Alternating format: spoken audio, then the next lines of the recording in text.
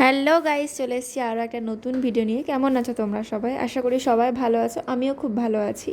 তো এই ভালো দিনেই ভাবলাম যে একটা কিছু বানানো যাক ঘরের মধ্যে। তো যার জন্য ভেবেছিলাম একটা হেলদি রেসিপি বানাবো। তো সেই জন্য চিকেন স্টু বানাবো বলে ভেবেছিলাম, তো ওটাই বানাবার প্রিপারেশান চলছে।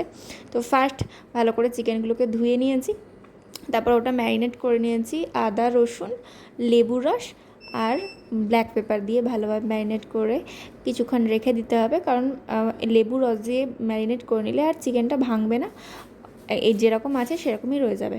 তো এই যে ম্যারিনেট করে রাখা হয়ে গেল, তারপর এই যে আস্তে আস্তে যে সবজিগুলো দেবো সেইগুলোর কাটার প্রিপারেশান চলছে। তো একটা ক্যাপসিকাম দেবো, একটা পেঁপে দেবো, একটু আলু দেবো, আর দেবো পেঁয়াজ দেবো, আর একটু কাঁচা লঙ্কা দেবো। তো সব কিছু ভালোভাবে কেটে, হ্যাঁ একটু গাজরও দেবো, ওটা বলতে ভুলে গেছিলাম। তারপর একটু গাজর, একটু পেঁপে, একটু ক্যাপসিকাম, একটু আলু, সব কিছু বেশ ভালো করে ধুয়ে সাজিয়ে রাখছি। আর একটু পেঁয়াজ দেবো। তো এগুলোকে ভালোভাবে ধুচ্ছি, কারণ বাজার থেকে কিনে আনার পর সবজিগুলোকে, তো তারপরেই ভালোভাবে সবজিগুলো ধুয়ে নেব। ধুয়ে নেওয়ার পর অনেকক্ষণ থেকে ধুতে হবে, কারণ বাজার থেকে মানে অনেক নোংরা থাকে তো এগুলোতে, তো সেগুলো আমাদের শরীরের মধ্যে গেলে অনেক ক্ষতি হবে। তো তাই ভালোভাবে ধুয়ে নেব। দেখো গাজরের কালারটা কত সুন্দর লাগছে না? অনেক সুন্দর লাগছে দেখতে। তো পেঁপে, গাজর, আলু এগুলোকে ভালোভাবে ধুয়ে নেব। তো বেশ অনেকক্ষণ থেকেই ধুচ্ছিলাম, যাতে এর ভেতরে যে বালি, যে নোংরাগুলো থাকে সেগুলো সব চলে যায়। তো ধোয়ার পর এটাকে নিয়ে চলে যাব। দিয়ে তো একটু কড়ার মধ্যে প্রথমে অল্প করে, একদম যেহেতু হেলদি রেসিপি তেলটা না দিলেও হবে, শুধু বাটার দিয়েও করতে পারো, কিন্তু আমি ভাবলাম অল্প তেল দেবো আর অল্প বাটা দেবো, কারণ আমার কাছে বাটার বেশি ছিল না। তাই ভাবলাম অল্প সাদা তেলের সাথে বাটার মিশিয়ে দেবো, তাতে ফ্লেভারটা খুব সুন্দর, তারপর যাতে ফ্লেভারটা খুব সুন্দর আসে।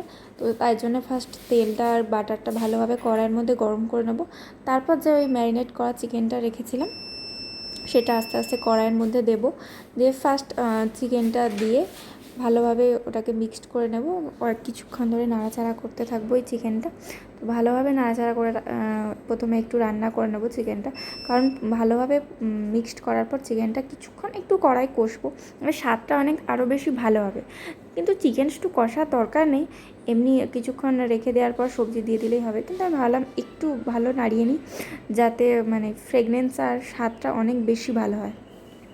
তো তারপর কড়াই আস্তে আস্তে পেঁয়াজটা প্রথমে পেঁয়াজটা অ্যাড করবো। তো পেঁয়াজটা অল্প ভাজা ভাজা হয়ে আসার পর আমি তারপর বাদবাকি সবজিগুলো অ্যাড করব। দেখো দেখো গাইস, কালারটা অনেক সুন্দর আসছে না? চিকেনের কালারটা অনেক সুন্দর আসছে। তারপরে এই কাজ করার মাঝখানে একটু গাজরটা অনেক বেশি হয়ে গেছিলো, তাই আমি ভাবলাম একটু খেয়ে নিই, কারণ কাঁচা গাজর খাওয়ার শরীরের পক্ষে অনেক ভালো। তাই গাজরটা মাঝখানে একটু খেয়ে নিলাম। তারপর আস্তে আস্তে যে সবজিগুলো কেটে রেখেছিলাম ওগুলো কড়াইয়ের মধ্যে অ্যাড করলাম। অ্যাড করার পর প্রথমে একটু ভালোভাবে নাড়াচাড়া করে নেব।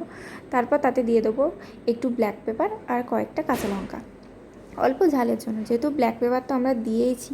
তারপর ওটা কড়াতে জল ঢেলে দেবো, জল ঢেলে অনেকক্ষণ রেখে দেবো।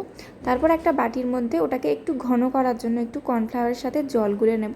তো সেটা কিছুক্ষণ কড়াইয়ের ওটা ফুটে আসার পর যখন দেখবো সবজিগুলো সেদ্ধ হয়ে এসেছে, চিকেনটাও সেদ্ধ হয়ে এসেছে, তো কালারটা অনেক সুন্দর এসছে, তো এটা তারপর ওই কর্নফ্লাওয়ারটা উপর থেকে দিয়ে দেবো, যাতে একটু বেশ গাঢ় গাঢ় হয় দেখতে, আর খেতেও বেশ ভালো হয়। কালারটা অনেক সুন্দর লাগছে, দেখেই মনে হচ্ছে খেতে অনেক মজা হবে। আর এটা অনেক হেলদি, শরীরে কোনো ক্ষতি হবে না। চিকেন আছে, সবজি আছে, এটা সবটাই শরীরের পক্ষে অনেক উপকারী। তো তোমরা চাইলে মাঝে মধ্যে এরকম রান্না করে খেয়ে দেখতে পারো। আর চিকেন স্টু আমার বেশ ভালো লাগে ব্রেড দিয়ে খেতে, তো আমি তাই জন্য সেদিনকে একটু ব্রাউন ব্রেডও নিয়ে চলে এসেছিলাম। তো তাই ব্রেডটাকে প্রথমে সেঁকে নিয়ে তারপর ওটা খেলাম। তো চলো, টাটা বাই, আরও পরে দেখা হবে, নতুন ভিডিও নিয়ে আসবো। তো তোমরা যদি আমার ভিডিওগুলো ভালো লাগে তাহলে লাইক, কমেন্ট আর সাবস্ক্রাইব করে দিও, অ্যান্ড শেয়ার করতে অবশ্যই ভুলো না। আর আমার চ্যানেলটাকে সাবস্ক্রাইব করে দিও অবশ্যই। Tata bye.